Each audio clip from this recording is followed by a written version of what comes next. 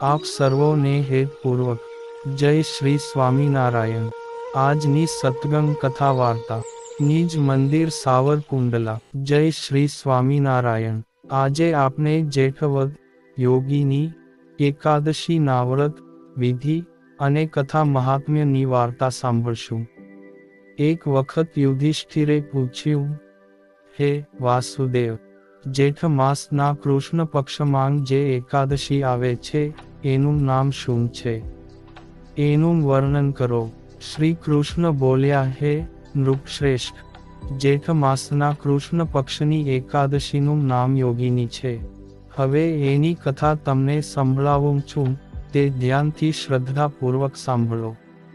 અલકાપુરીના રાજાધિરાજ કુબેર સદાય શિવની ભક્તિમાં તત્પર રહેનારા છે। એમનો હેમમાલી નામનો એક યક્ષ સેવક હતો, જે પૂજા માટે ફૂલ લાવતો હતો।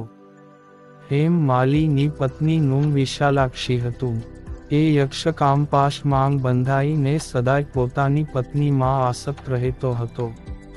એક દિવસ હેમમાલી માન સરોવરથી ફૂલ લાવીને પોતાના ઘરમાં રોકાઈ ગયો અને પત્નીના પ્રેમપાશમાં ખોવાયેલ રહી જવાથી કુબેરના ભવનમાં ન જઈ શક્યો। અહીં કુબેર મંદિરમાં બેસીને શિવનું પૂજન કરી રહ્યા હતા। એમણે બપોર સુધી ફૂલ આવવાની રાહ જોઈ। જ્યારે પૂજાનો સમય વ્યતીત થઈ ગયો તો યક્ષરાજે કુપિત થઈને સેવકોને કહ્યું, યક્ષો, દુરાત્મા હેમમાલી કેમ આવ્યો નથી? યક્ષોએ કહ્યું, હે રાજન, એ તો પત્નીની કામનામાં આસક્ત થઈને રમણ કરી રહ્યો છે। આવી વાત સાંભળીને કુબેર ક્રોધિત થઈ ગયા અને તરત જ હેમમાલીને બોલાવ્યો। એ આવીને કુબેરની સામે ઊભો રહી ગયો। એને જોઈને કુબેર બોલ્યા, ઓ પાપી, અરે દુષ્ટ, ઓ દુરાચારી, તે ભગવાનની અવહેલના કરી છે। આથી ક્રોધથી યુક્ત અને પોતાની પ્રિયતમાથી વિયુક્ત થઈને આ સ્થાનથી ભ્રષ્ટ થઈ બીજે ચાલ્યો જા। કુબેરના એમ કહેવાથી એ સ્થાનેથી એનું પતન થયું। ક્રોધથી આખું શરીર પીડિત હતું, પરંતુ શિવ પૂજાના પ્રભાવથી એની સ્મરણ શક્તિ લુપ્ત ન થઈ। ત્યાર પછી એ મેરુગીરીના શિખર પર ગયો। ત્યાં મુનિ માર્કંડેયજીના એને દર્શન થયા। પાપકર્મી યક્ષે મુનિના ચરણોમાં પ્રણામ કર્યા।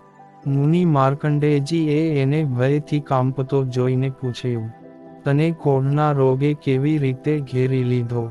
યક્ષ બોલ્યો, હે મુને, હું કુબેરનો અનુચર હેમમાલી છું। હું દરરોજ માન સરોવરમાંથી ફૂલ લાવીને શિવ પૂજન સમયે કુબેરને આપતો હતો। એક દિવસ પત્ની સહવાસના સુખમાં ફસાઈ જવાના કારણે મને સમયનું ભાન જ રહ્યું નહીં। આથી રાજા કુબેરે કુપિત થઈને મને શ્રાપ આપી દીધો। આથી હું ક્રોધના રોગમાં આક્રાંત થઈને મારી પત્નીથી વિખૂટો પડી ગયો। હે મુનિવર, સંતોનું ચિત્ત સ્વભાવતઃ પરોપકારમાં લાગેલું રહે છે। એ જાણીને મુજ અપરાધીને કર્તવ્યનો ઉપદેશ આપો। માર્કંડેયજીએ કહ્યું, તે સાચી વાત કહી છે।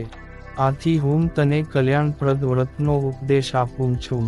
તું જેઠ માસની કૃષ્ણ પક્ષની યોગીની એકાદશીનું વ્રત કર। આ વ્રતના પુણ્યથી તારો ક્રોધ દૂર થઈ જશે।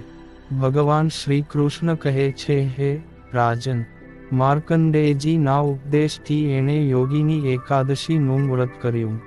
એનાથી એના શરીરનો ક્રોધ દૂર થઈ ગયો અને આ વ્રતનું અનુષ્ઠાન કરવાથી એ પૂર્ણ સુખી થઈ ગયો। હે રાજન, આ એકાદશી મોટા મોટા પાતકોનો નાશ કરનારી છે। સંસાર સાગરમાં ડૂબેલા પ્રાણીઓ માટે આ સનાતન નૌકા સમાન છે। આ વ્રત એટલું શ્રેષ્ઠ છે કે 88,000 બ્રાહ્મણોને ભોજન કરવાથી જે ફળ મળે છે, એના સમાન ફળ યોગીની એકાદશીનું વ્રત કરનાર મનુષ્યને મળે છે। આ મહાત્મ્યને વાંચવાથી અને સાંભળવાથી મનુષ્ય બધાય પાપોમાંથી મુક્ત થઈ જાય છે। તો આ પવિત્ર એકાદશીનું વ્રત દરેક મુમુક્ષુ જીવાત્મા એ સંપૂર્ણ શ્રદ્ધા અને ભક્તિભાવ સાથે અવશ્ય કરવું જોઈએ। જય શ્રી સ્વામિનારાયણ.